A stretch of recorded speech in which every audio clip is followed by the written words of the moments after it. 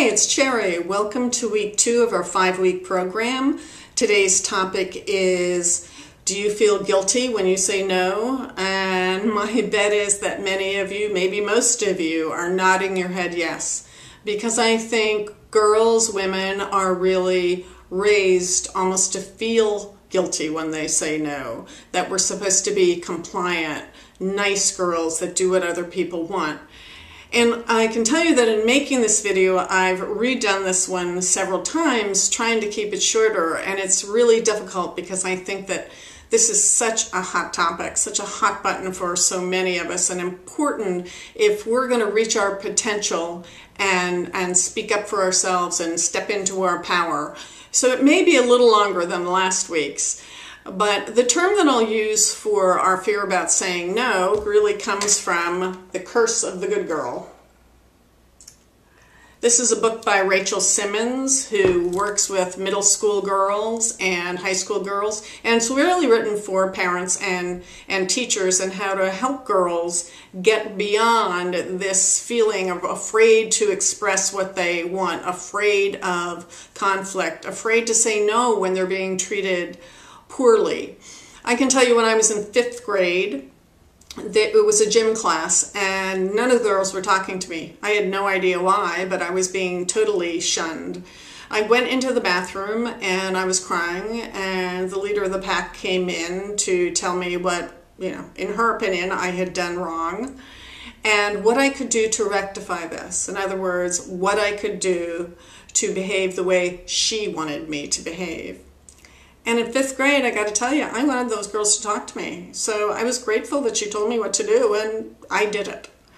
And I think that that helped solidify sort of years of fear of speaking up, that I would lose relationships, that I would lose girlfriends. And now I can tell you, it's been, as I said, 5th grade, so that's a long time ago. And I've certainly learned to say no and speak up for myself, for many years now. And I haven't lost girlfriends. In fact, I have many, many wonderful girlfriends who also speak up for themselves and also will tell me no when they don't want to do something.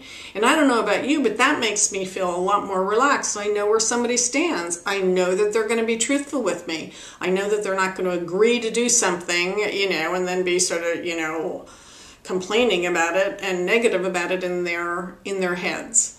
So I am recommending, obviously, that you start the practice of saying no when you don't want to do something. And no can be, just to baking cookies for something at school because you're just too overwhelmed. And that's fine.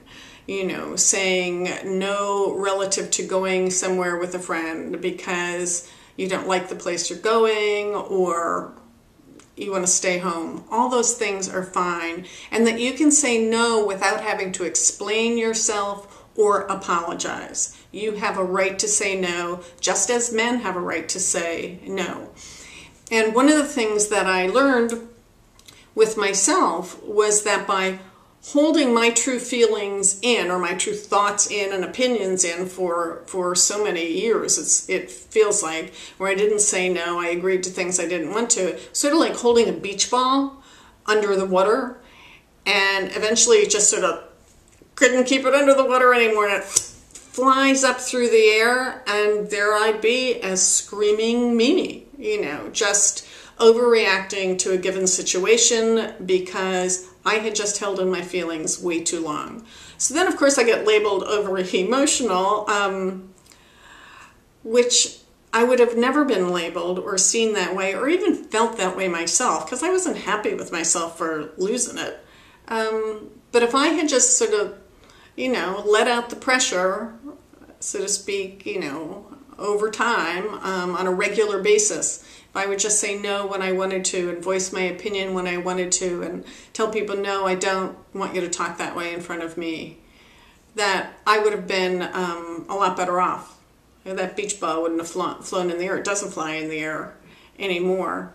And I feel a lot better about myself. I feel a lot stronger. I feel a lot more truthful than I did before. And I have wonderful friends who, again, say no to me, which is great. And this is what I hope for you, and that you'll do the practice exercise, although You know, you have the right to say no and not do it. But I hope you practice it and make efforts to say no when you mean it. And you can start with small things. It gets easier and easier and easier. And I think you're going to be a lot happier with yourself and be able to reach your potential, and you'll be modeling the kind of behavior that you would want for your daughter, for your son, for your friends. So thanks a lot, and I'll see you next week. Bye.